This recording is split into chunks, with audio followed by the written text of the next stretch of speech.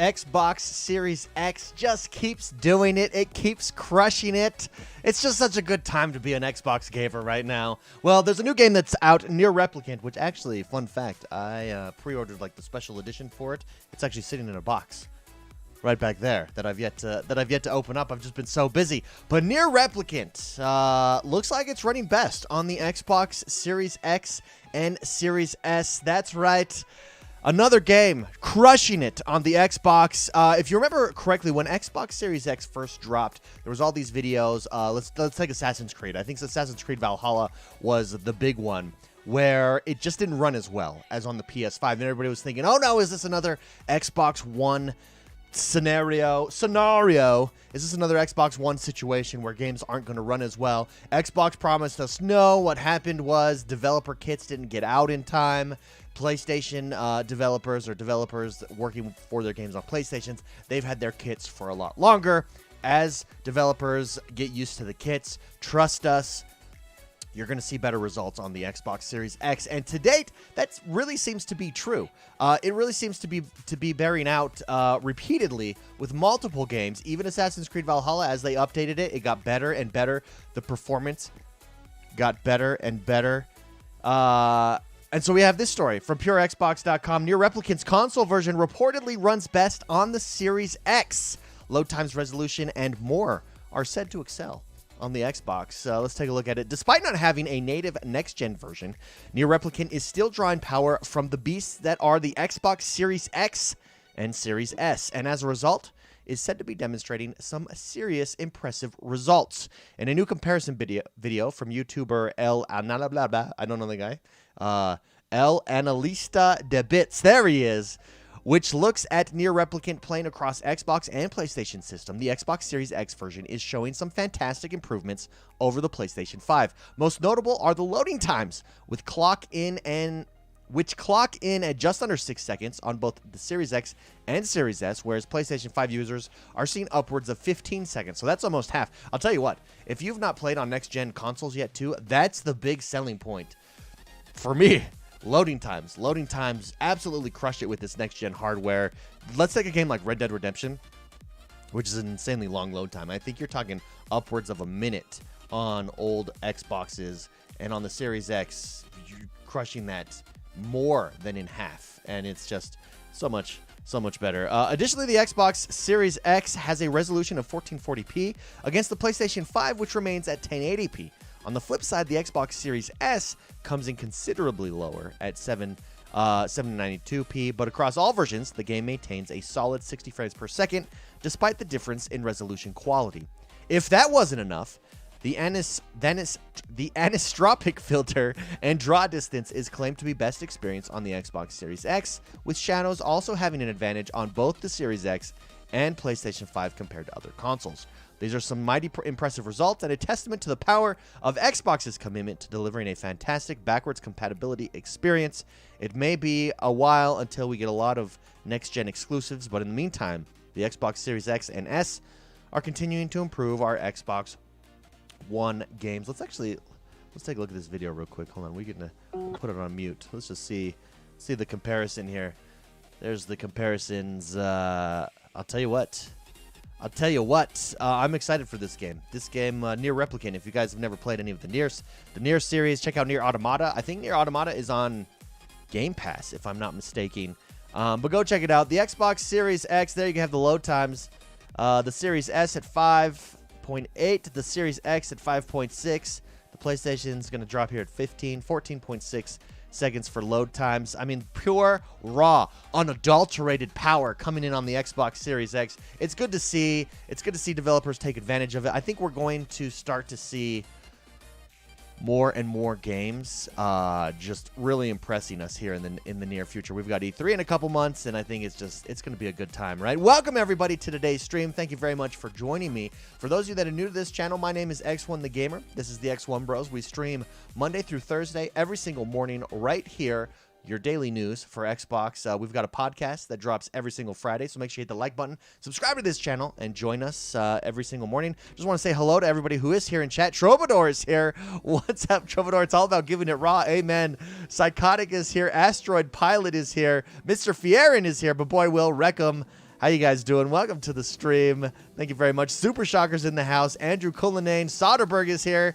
Andrew Scrasteens is here. And Narwaffle. Rengoku Gaming is here as well. Kurt Barnes is here in the house. How is everybody doing?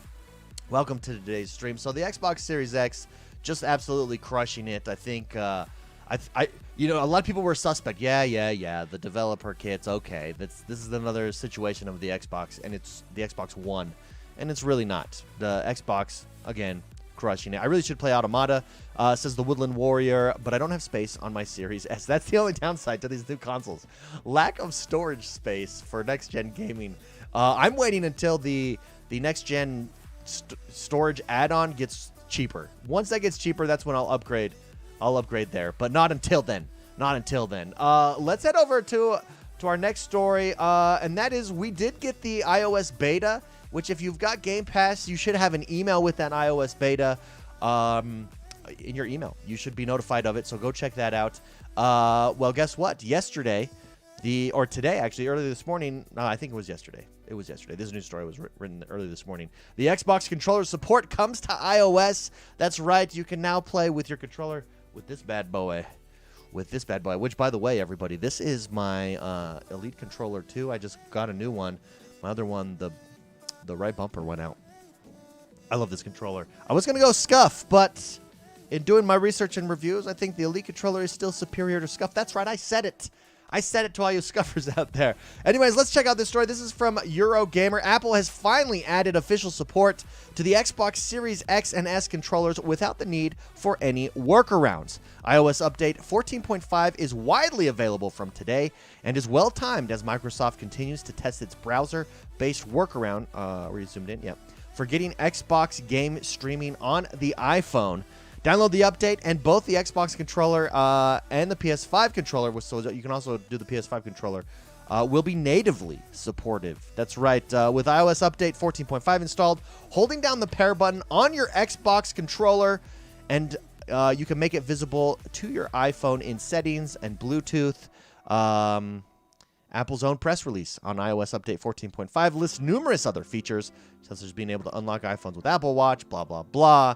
Xbox's PlayStation controller support does not actually get a mention, but it is available. So there we go. As we go mobile, as the Xbox continues to push its cloud gaming, as PlayStation continues to as well, we are going to get more of these features. So you can now play with your controller, which how many people have tried it out so far?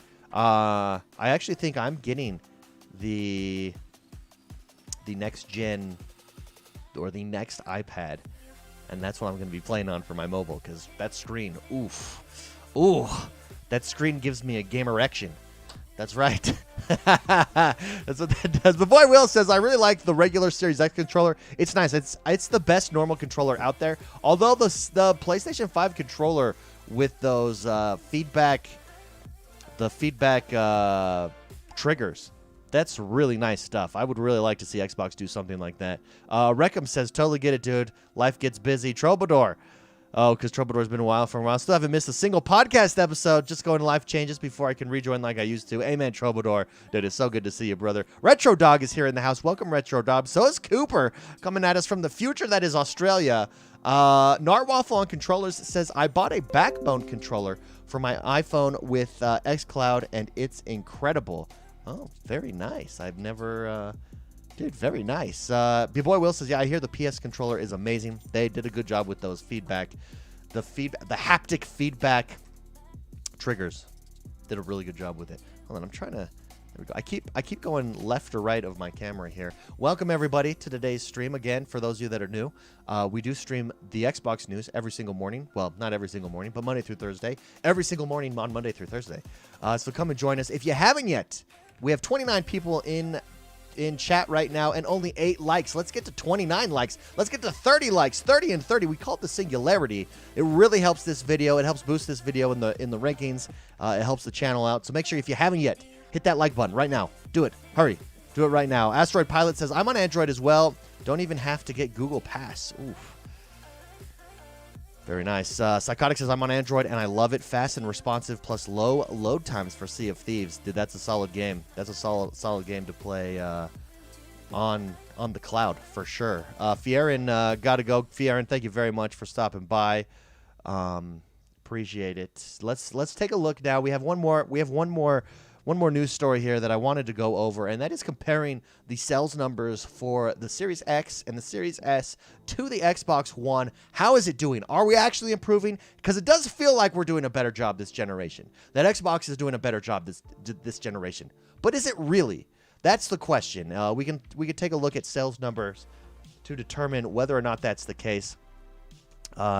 Here's a news story right over here. Let's zoom this up at VG Charts. And we can take a look. Xbox Series X and S versus the Xbox One launch sales comparison through week 22. This is a weekly mini-series that compares the headline launch of the Xbox Series X with its predecessor, the Xbox One. The first week of the Xbox Series X and X is the week ending in November 14th, while for the Xbox One, it was the week ending in November 23rd. So it was actually a week and a half, 2 weeks later. Very interesting that it dropped. The Xbox Series X has a worldwide launch on November 10th, while the Xbox One had a staggered launch. The Xbox One launched in North America, parts of Europe, Australia, and South America on November 22nd, and in Japan, China, and other countries in September of 2014. So almost a year later. That did not help the Xbox One's case at all. I forgot about that staggered release. So really interesting. So here is the Xbox Series X versus Xbox One worldwide launches. I don't actually know how to read this chart. What are we looking at here? What are we looking at here?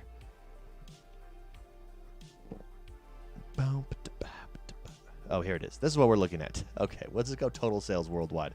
So the Xbox Series X did actually not jump out as quickly as you would have thought over the Xbox One. You got to realize that was probably due to COVID, supply chain issues, stuff like that. But you can see the Xbox Series X is already at 4.5 million, where the Xbox One, with no supply chain issues at the time, really plateaued right here at 4 million 22 weeks out. 24 weeks out. No, 22 weeks out. And you can see just over 4 million. And you can see that. Look at that line in comparison. So green is the Xbox Series X. Orange is the Xbox One. Xbox Series X is doing well. Those chip shortages, man. Those chip shortages, absolutely. Reactor Leak is here in the house. So you can see a gap change of 42,000. Over the last month, they've pulled ahead by 182,000. The Xbox Series X leads by 366,000, 22 weeks in. During week 22, the Xbox Series X grew its lead when compared to the aligned launch of the Xbox One by 42,000 units additionally, right? So it's not leading by 42,000. It grew its lead by an additional 42,000. It leads by 366,000. The Xbox Series X has sold, and S combined, has sold 4.5 million units in 22 weeks, while the Xbox One sold 4.16 million units in 22 weeks. That's really good. I'll tell you what is really doing a good job for Xbox and was the correct move, in my opinion. Having the Xbox Series S. I have a cousin in England who has never owned he owned an Xbox 360, but he's a PlayStation guy all the way. And he sent me a message the other day saying, hey, man, I'm thinking about getting a Series S. What do you think? Should I get one? And I told him, absolutely. I love my Series S. And his reasoning, he said, I want a PlayStation 5, but that Series S is just so cheap. And then I could get Game Pass. And I said, yeah, man, the value is there. Go and get it. This is someone who doesn't have anything on the Xbox, doesn't have an ecosystem on the Xbox. I mean, he has me. That's a pretty big selling point. But he doesn't have anything beyond that. He doesn't have a history. He doesn't have an economy over on Xbox. And he's thinking about coming over because of the Series S, because of that value play. And I think that that's a big thing. Now, what's going to take Xbox over the hump, in my opinion, is you combine that value play with the Series S, the Series X, you give it options. You combine it with Game Pass, which is a huge value play. And then eventually, let's pretend Halo Infinite is a once-in-a-lifetime, a once-in-a-generation type of game, which they're trying to tout, which hopefully it is. I really hope it is. And it's just an expansive exclusive, right? It's a next-level AAA exclusive that we all hope it will be. We have Microsoft Flight Simulator. Xbox has all the Bethesda games coming out. We got Starfield that we talked about yesterday. You've got a new Skyrim game going to be exclusive and exclusive on Game Pass. That's going to take Xbox to the next level. And it's a very exciting time. It's an exciting time if you're an Xbox player, if you're an Xbox gamer. The value proposition is working right now. If Microsoft can, and no doubt they will, if they can combine that value proposition with next level AAA games, I mean, the sky is the limit. They're going to the moon, as it were. As the children say, they are going to the moon. Bazinga, says Asteroid Pilot. Teddy Bear is here in the house. What's up, Teddy Bear? Welcome to the stream, my friend. Cooper, did you see there's a new cryptocurrency that's going to create shortages of SSDs and hard drives? Crypto is just super hot right now, so there is always going to be shortages, I think, for the foreseeable future. What's crazy, says Reckham, is that Xbox One actually launched with a pretty good launch window and game slate. With the game slate for the Xbox One, we had Call of Duty, we had Forza 5, which was really solid. That was my first Forza that I really jumped into. That was solid. We had Assassin's Creed Black Flag, which was the pirate Assassin's Creed. We had 3 months later, it didn't launch with this, but in March, we had Titanfall 1, which I think is one of the most underrated games out there on the original Xbox. If you've not played Titanfall series, go play Titanfall. It was kind of ahead of its time in that it really was one of the first multiplayer-only games. In fact, that was the criticism at the time, and now you look and you're like, well, lots of games are multiplayer only. That seems kind of like a funny criticism, but that was the criticism against Titanfall 1 at the time. You also had Rise, Son of Rome, which, again, I think is an underrated gem from the launch of Xbox One. At the time, kind of got hammered a little bit because it wasn't that long of a game. It was a little bit short, but that is a fantastic game. If you've never played Rise, Son of Rome, in fact, I played it just a little bit ago, and it still holds up. It holds up really well. It's a fantastic game. It just gives you feels. Teddy Bear says he thinks it came with NBA 2K16. Did it come with NBA 2K16? Well, it was a 2010 launch. He might be talking about something else. Sorry, I'm jumping into conversations in the middle. Anyways, yeah, the Xbox One was not actually a bad run. Radnona says rumors that Crytek is working on a Rise sequel. I would love to see that. I think it's 2013. Oh, there we go. I think it's one of the top games out there. Underrated games, sorry, for the Xbox One. Rise, Son of Rome. If I'd played Rise, Son of Rome at launch for $60, I'd have been upset. For the $10 I got for it, it was great. It is a short game. Rise, Son of Rome is a short game. So let's recap. Real quick. Teddy Bear says NBA 2K13. So it did launch with NBA 2K13. Let's recap real quick. We have the numbers. Xbox has now surpassed the Xbox One in sales. And you can see on that orange right there on the chart that the Xbox One really plateaued. I don't think we're going to see the Series X plateauing here. I think we're going to see that number just continuing to go up. Whew, very exciting time. So we've got the chart. We have got controller support now on iOS for everybody who wants to jump into xCloud and you've got an iOS device.